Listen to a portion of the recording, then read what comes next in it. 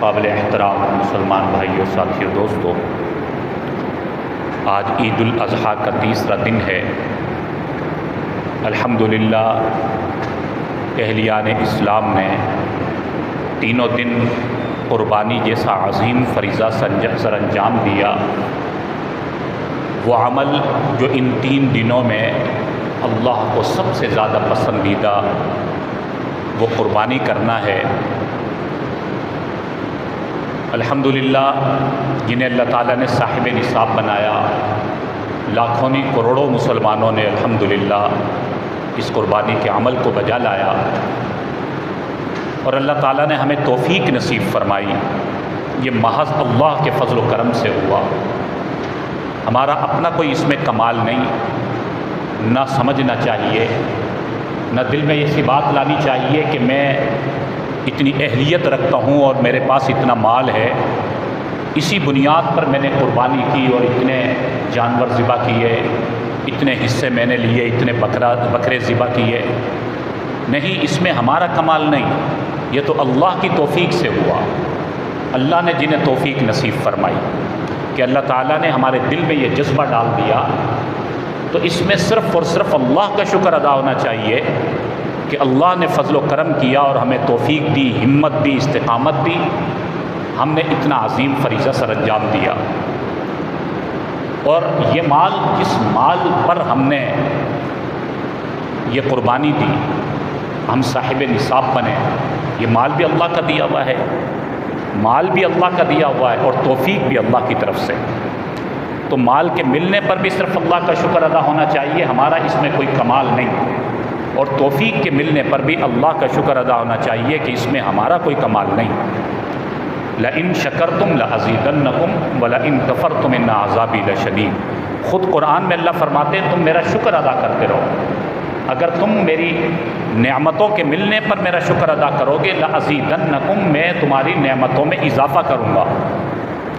علماء کرام نے لکھا، وہ چاہے دین کے اعتبار سے، عبادت کے اعتبار سے کوئی توفیق مل جائے، نماز کی توفیق ہو گئی، حج کی توفیق ہو گئی، زکوٰۃ کی ادائیگی کی توفیق ہو گئی، قربانی کا فریضہ بجا لانے کی توفیق ہو گئی، اس پر بھی اللہ فرماتے میرا شکر ادا کرو تو اللہ کا وعدہ ہے لَأَزِيدَنَّكُمْ، میں اس میں اضافہ کروں گا۔ یہ بھی چونکہ توفیق کا مل جانا ایک نعمت ہے، ایک انعام خداوندی ہے، اس پر اللہ کا شکر ادا ہوگا تو اللہ تعالیٰ کا وعدہ ہے اس میں اضافہ کر دیا جائے گا، یعنی مزید توفیق ملنا شروع ہو جائے گی۔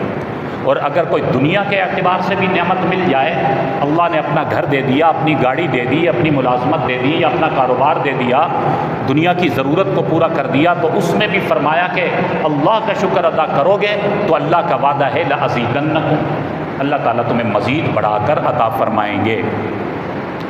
تو اس لیے ہر دم، ہر آن، ہر گھڑی مومن کی شان یہ ہے کہ وہ اللہ کے شکر میں رہتا ہے، صبح شام وہ صرف اللہ کا شکر ادا کرتا ہے، اور اسی بنیاد پر وہ ایمان کی ترقی کو لے کر آگے بڑھتا ہے۔ دنیا کی بھی اللہ انہیں ترقی دیتے ہیں، اور ایمان کی اور دین کی ترقی بھی عطا فرماتے ہیں۔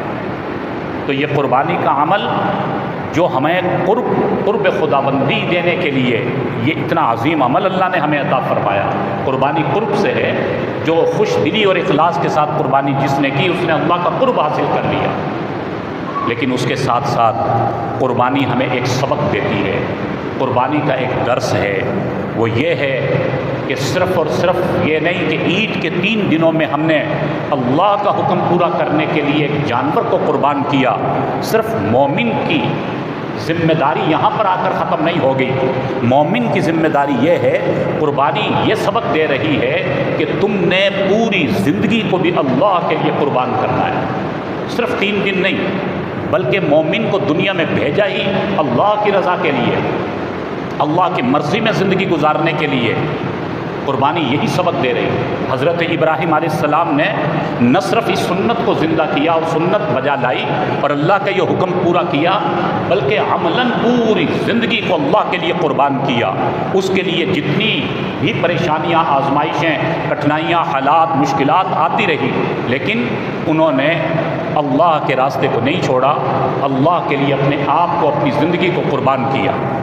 اسی طرح ہمارے نبی اکرم صلی اللہ علیہ وسلم نے آ کر جو امت کی تعلیم کی، امت کو تعلیم دی اور سمجھایا اور اصلاح فرمائی، اور قربانی کے عمل کو بجا لانے کی تلقین فرمائی، اس کے ساتھ ساتھ پوری زندگی کا خلاصہ انسان کا اور مسلمان کا خاص کر یہ ہے کہ وہ اللہ کی اتباع میں، اللہ کی مان کر اللہ کی مرضی میں زندگی گزارے اور اللہ کے لیے اپنے آپ کو قربان کر دے۔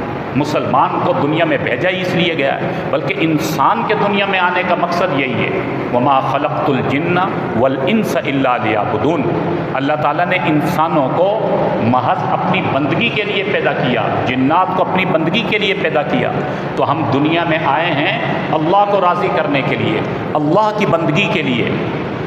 یہ ہمارا دنیا میں آنے کا مقصد۔ اللہ تعالیٰ نے ساری دنیا کا نظام بنایا، بے شمار نعمتیں ہمارے لیے مسخر فرمائی، 18,000 کم و بیش مخلوقات کو اللہ نے ہماری خدمت پر لگا دیا۔ آسمان و زمین کا اتنا وسیع نیٹ ورک اور اتنا وسیع نظام اللہ نے ہم انسانوں کے لیے مسخر فرمایا۔ وَإِن تَعُدُّوا نِعْمَتَ اللَّهِ لَا تُحْصُوهَا، اور اللہ نے ہمارے لیے اتنی نعمتیں بنائی، اتنی نعمتوں کا نزول فرمایا۔ قرآن کہتا ہے ساری دنیا کے لوگ مل کر اللہ کے احسانات کو گننا چاہیں، اللہ کی نعمتوں کو گننا چاہیں، لا تحصوها، قرآن کا فیصلہ ہے ممکن نہیں ہے گننا۔ اللہ کی نعمتوں کو گن نہیں سکتے، شمار کر ہی نہیں سکتے۔ اللہ نے ہم پر اتنے احسانات فرمائے، اتنے انعامات فرمائے اور اتنی نعمتیں اللہ نے ہمیں عطا فرمائی۔ تو یہ سارا کچھ اللہ نے ہم انسانوں کے لیے بنایا، اور ہم انسانوں کو اللہ نے اپنی بندگی کے لیے بنایا کہ یہ انسان میری مان کر چلیں۔ ایک رب چاہی زندگی ہے، ایک من چاہی زندگی ہے۔ اللہ نے فرمایا یہ 50 60 70 80 سال کی زندگی تمہیں دی جا رہی ہے، اس 80 سال 70 سال کی زندگی کو رب چاہی زندگی کے مطابق بنا لو، رب کی چاہت پر اپنی زندگی کو بنا لو، تو پھر ایک زندگی مرنے کے بعد آئے گی جو کبھی نہ ختم ہونے والی، اربوں خربوں سال کی، شمار ممکن نہیں ان کے سالوں کا، اتنی بڑی زندگی ہے۔ اللہ نے فرمایا جب تم دنیا میں رب چاہی زندگی گزارو گے تو وہ کبھی نہ ختم ہونے والی زندگی تمہاری من چاہی بن جائے گی۔ وَفِيهَا مَا تَشْتَهِيهِ الْأَنفُسُ وَتَلَذُّ الْأَعْيُنُ، قرآن میں اللہ نے کہا وہاں جا کر، آخرت میں جنت میں جا کر تمہارے تصورات میں جو خیال آئے گا، اللہ تمہارے خیال کو پلک جھپکتے ہی پورا کرے گا۔ تمہارے ذہن میں خواہش ہوگی، تمہارے دل میں خواہش اٹھے گی، اللہ اس خواہش کو آنن فانن پورا کریں گے۔ من چاہی زندگی اللہ نے جنت میں رکھی ہے۔ تو رب چاہی زندگی کے لیے اللہ نے تھوڑا وقت دیا، فرمایا 60 70 سال ہے، تم یہ وقت میری مرضی پر گزار لو، آخرت کا جو کبھی نہ ختم ہونے والا وقت تمہاری مرضی پر تمہیں دیا جائے گا۔ اب دیکھا جائے تو سودا تو ہمارے لیے بڑا سستا ہے، تھوڑی سی زندگی میں قربانی چاہیے، استقامت چاہیے، اور حدود میں رہ کر زندگی گزارنی ہے، جو حدود اللہ نے متعین فرمائی، یعنی سچ اور حق کے ساتھ اور اخلاص کے ساتھ اور اللہ کے نبی کی سنتوں کے مطابق زندگی گزارنی ہے۔ تو یہ مختصر سی زندگی کے بدلے میں جو کچھ ملے گا بہت وسیع ہے، وہ اس کا تو کوئی شمار ہی نہیں۔ تو یہ اللہ تعالیٰ نے اور اللہ کے نبیوں نے، خصوصاً آخری نبی صلی اللہ علیہ وسلم نے امت کو خلاصہ سمجھا دیا۔ اگر اس کے برعکس کیا کہ اس 50 60 70 سال کی زندگی میں انسان من چاہی زندگی پر چل پڑا، اس نے من چاہی زندگی کا انتخاب کر لیا، تو پھر اس کے بعد جو زندگی آ رہی ہے وہاں پھر رب چاہی زندگی، یعنی رب کے مطابق، رب کے حکموں کے مطابق فیصلہ ہوگا۔ یہاں من چاہی زندگی گزاری تو آخرت میں اس کا حساب دینا ہوگا، وہاں تو پھر ایک ایک لمحے کا، ایک ایک منٹ کا حساب دینا ہوگا۔ اب ہر انسان کو اللہ نے عقل سلیم عطا فرمائی ہے، ہر انسان کو سمجھ عطا فرمائی ہے، اس کی مرضی کہ یہ 50 60 70 سال کی عیاشیوں میں لگ کر اللہ کے حکموں کو توڑ کر کبھی نہ ختم ہونے والی زندگی کو خراب کر لے، یا یہ تھوڑا سا وقت ہے استقامت اور استقلال کے ساتھ، پابندی کے ساتھ اور اللہ کے نبی کے احکامات کو پورا کرتے ہوئے گزار کر وہ کبھی نہ ختم ہونے والی زندگی کو کامیاب بنا لے، سرخرو ہو جائے۔ تو اس لیے ہمیں یہ قربانی یہ سبق دے کر جا رہی ہے کہ تم صرف قربانی کرنے پر اکتفا نہ کرو، اپنی خواہشات کو قربان کر دو، اپنی زندگی کی لذتوں کو قربان کر دو۔ زندگی میں عیش و عشرت کے جو سامان ہیں یہ وقتی ہیں، یہ عارضی چمک ہے، عارضی تمہیں اس کی روشنی نظر آ رہی ہے، یہ ایک سراب ہے، یہ مال کا دھوکہ، یہ منصب کا دھوکہ اور یہ دنیا کے عیش و عشرت کے سامان کا دھوکہ، یہ ساری چیزیں ختم ہو جانے والی ہیں، ان کے پیچھے نہ لگنا، ان سب کو قربان کر دو۔ یہ قربانی کا ہمیں درس دیا گیا، یہ قربانی کا خلاصہ ہے، پھر تم حقیقی معنوں میں اللہ کا قرب حاصل کرنے والے بن جاؤ گے۔ اور پھر میں نے عرض کیا کہ جو رب چاہی زندگی ہے، اس رب چاہی زندگی پر چلنے میں ایسا ہرگز نہیں ہے کہ ہمیں دنیا کی ہر چیز کو چھوڑ دینا پڑے گا۔ اللہ نے یہ دین ہمیں اتنا عظیم عطا فرمایا ہے کہ اس دین میں ہمیں ہمارے بشری تقاضوں کا بھی خیال رکھا گیا۔ یہ جو رب چاہی زندگی کا درس ہمارے نبی صلی اللہ علیہ وسلم نے ہمیں دیا، اس رب چاہی زندگی کے اندر ہمیں ہماری روزی کمانے کے بھی راستے بتائے گئے، اپنے بچوں کی پرورش کرنے کے بھی طریقے بتلائے گئے، اپنا کاروبار کرنا، تجارت کرنا، زندگی کے حقوق پورے کرنا، بچوں کو پالنا۔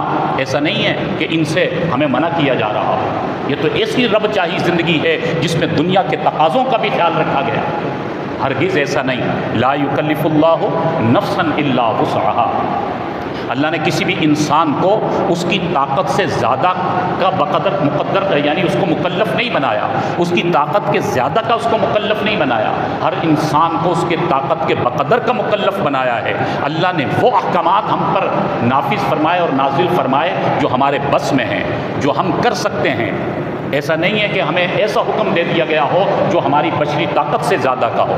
اللہ تعالیٰ نے وہ نظام بنا کر دیا، اللہ نے وہ نظام حیات ہمیں دیا، اسلام دیا کہ جس میں ہر چیز کی رہنمائی موجود ہے۔ ہمارے نبی اکرم صلی اللہ علیہ وسلم نے تجارت بھی فرمائی، شادیاں بھی فرمائی، ہمارے نبی صلی اللہ علیہ وسلم نے اپنے بچوں کی پرورش بھی فرمائی، ہمارے نبی صلی اللہ علیہ وسلم نے پڑوسیوں کے حقوق بھی ادا فرمائے، بیوی بچوں کے حقوق بھی پورے کیے، اپنے لیے روزگار کی بھی کوشش کی، صحابہ اکرام کو بھی اس کی تلقین فرمائی۔ تو معلوم ہوا کہ یہ رب چاہی زندگی پر چلنے کی وجہ سے ہرگز ہمیں دنیا میں کہیں پریشانی نہیں ہوگی، بلکہ اللہ کی طرف سے برکت جیسی عظیم دولت ہمیں مل جائے گی، سکون جیسی عظیم دولت ہمیں مل جائے گی۔ آج کا جو مسلمان ہے ان دو نعمتوں سے محروم ہے، ایک تو برکت کی نعمت سے محروم ہے اور دوسرا سکون کی دولت سے محروم ہے۔ اللہ ماشاء اللہ کہ جنہوں نے رب چاہی زندگی کو اپنا لیا وہ کامیاب ہیں، لیکن عموماً جو بیچارہ امت مسلمہ کا طبقہ جو بیچارہ مال و دولت اور دنیا داری کے تقاضوں میں لگا ہوا ہے وہ ان عظیم دو نعمتوں سے محروم ہے، برکت نہیں ہے، سکون نہیں ہے۔ یہ دونوں اتنی بڑی نعمتیں ہیں کہ اگر جس انسان کو مل جائیں وہ وقت کے بڑے سے بڑے بادشاہ سے بڑا کامیاب انسان ہے، اس کی زندگی ان سے بھی زیادہ اچھی گزرتی ہے جس کو برکت مل گئی اور جس کو سکون مل گیا۔ تو یہ برکت اور سکون جیسی عظیم دولت اللہ رب العالمین نے رب چاہی زندگی میں رکھی ہے، اللہ نے اپنے دین میں رکھی ہے۔ اگر ہمیں برکت مل جاتی ہے تو آج جو ہم پریشان کرتے ہیں، کمائی اچھی ہے لیکن پتہ ہی نہیں چلتا کہاں جا رہی، ایک گھر میں دو دو چار چار کمانے والے ہیں لیکن پھر بھی مختلف قسموں کی الجھنیں، پریشانیاں، برکت نہیں ہے، نہ مال میں برکت، نہ کاروبار میں، نہ اولاد میں، مختلف قسموں کے مسائل۔ تو یہ برکت جیسی عظیم نعمت حاصل کرنی ہے تو اس کے لیے اللہ کے حکموں کو پورا کرنا ہوگا۔ صحابہ اکرام رضوان اللہ علیہم اجمعین نے ہر دم اللہ سے برکت کو مانگا، کثرت کو نہیں مانگا۔ ہم کثرت کو مانگتے ہیں، برکت کو نہیں مانگتے۔ حضور علیہ السلام کی جتنی بھی دعائیں ہمیں ملتی ہیں ان میں برکت کی تعلیم دی گئی، اللہ سے برکت مانگو، اللہ مال کی بھی برکت مانگ لو، مال مانگنا منع نہیں ہے۔